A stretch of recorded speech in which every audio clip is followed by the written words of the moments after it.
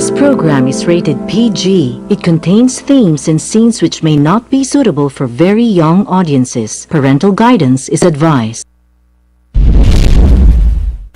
advised that the views and opinions of the hosts and guests do not reflect those of the station.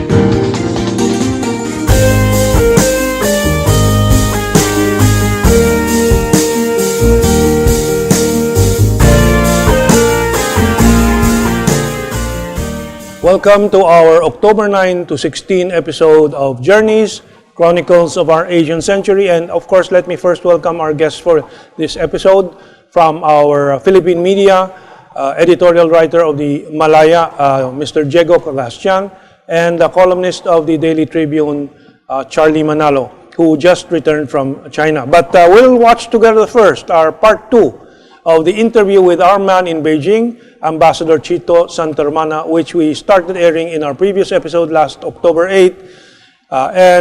This, of course, we now listen to part 2, and Ambassador Santa Romana covers the evolution of the present engagement of the Philippines with China in the redirection of foreign policy initiated by President Rodrigo R. Duterte and the myriad of benefits it has brought to the Philippines, from grants, investments, and low interest rate loans for infrastructure, trade growth, tourism, and many others.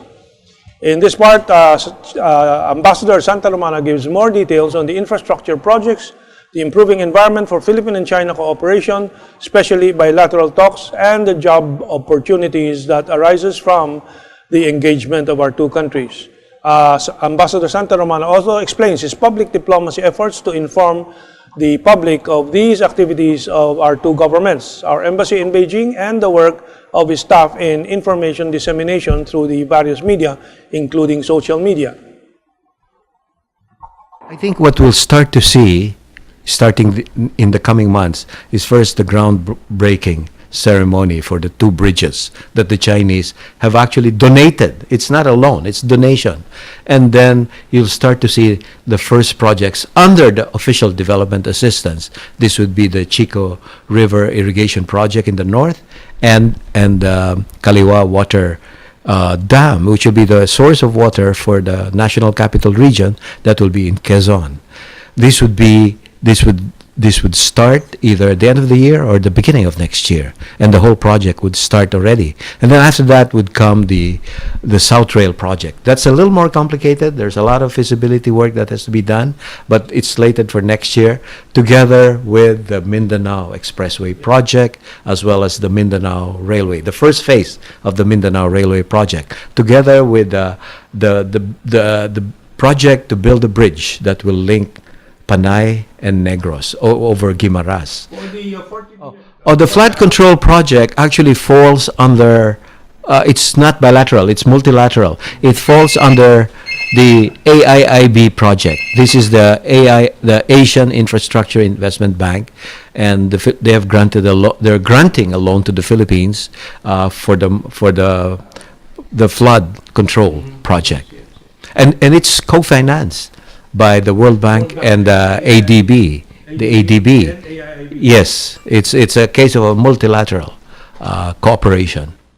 Well, there are a lot of meetings going on, a lot of exchanges are going on. They usually go through the embassy, and so I try to show the pictures. When I have meetings or functions on Facebook, we also do it through our embassy website as much as possible, and also through other embassy staffers and officers who maintain their own accounts. This is a way actually of public diplomacy, to let the people know what's happening.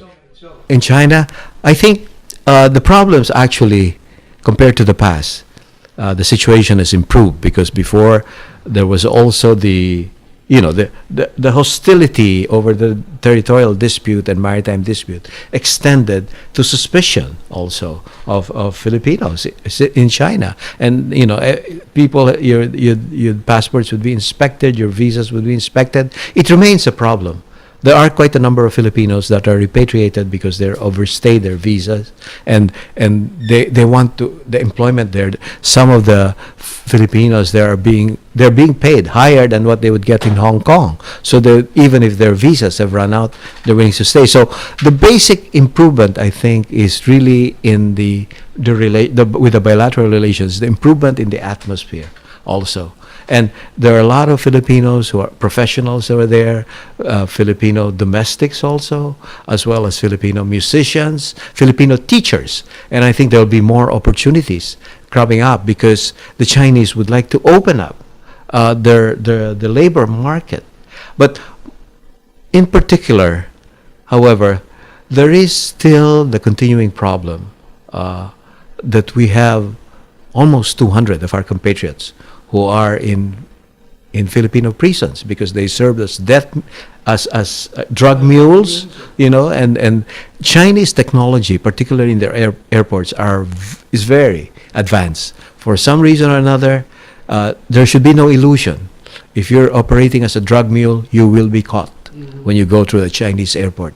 And this practice should be stopped. But what we're trying our best, the Philippine government's trying its best to extend legal assistance to them and thereby prevent, for example, any death penalty. Or usually there are a couple who are serving life sentence and a couple of others serving longer term sentences. So these are the issues that continue. But on the whole, though, there are many opportunities, and many Filipinos are taking care of it, either to teach English in China or to work in companies there, either for Chinese companies or for foreign companies.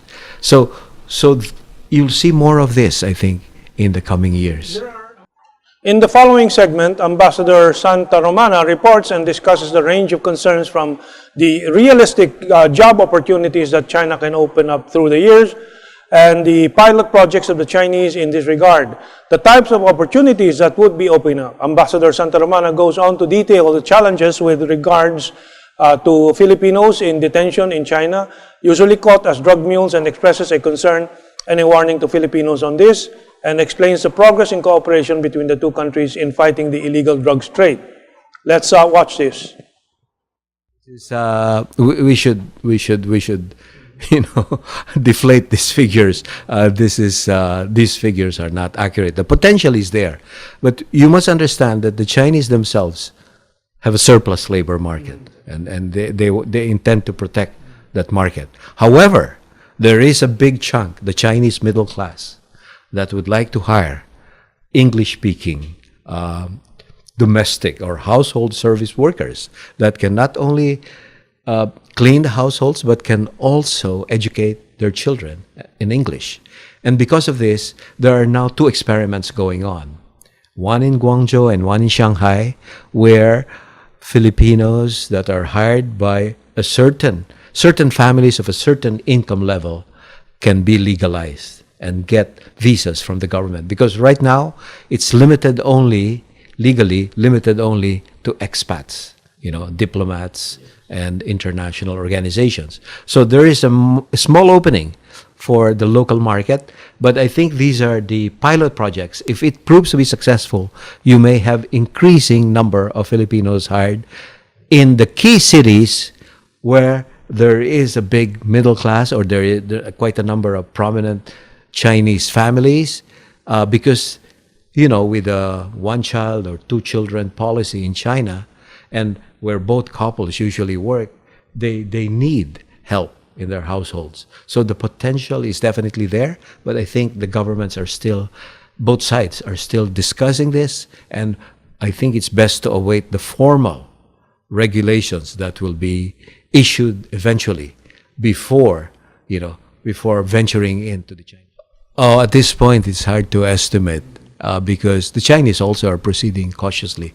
But I think possibly in the beginning in the hundreds and in the thousands, but it won't be in the scale of Hong Kong, or not.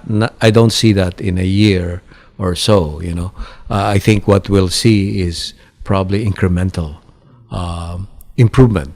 Well, first of all, right now they're just having 2 pilot projects, and the question now is they're trying to gain experience from this and to come up with a regularized, or an agreement before finally allowing a bigger scale. And it would involve employment agencies on both sides, So there are a lot of steps that will lead to it.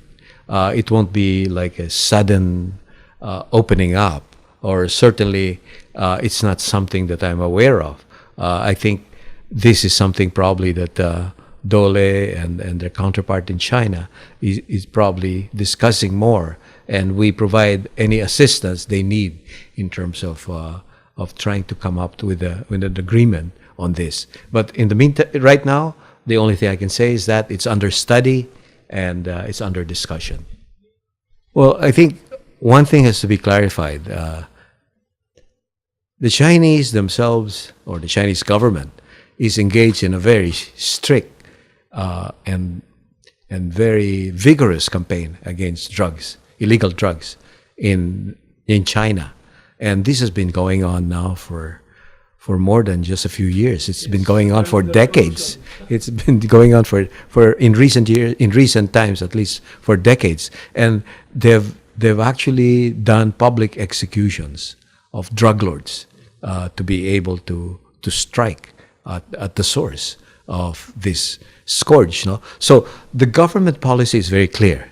However, it doesn't mean that they have eliminated the problem completely. But what is happening, I think, is that you have, because of the strict campaign within China, some of the drug lords or some of the triads in China have gone abroad.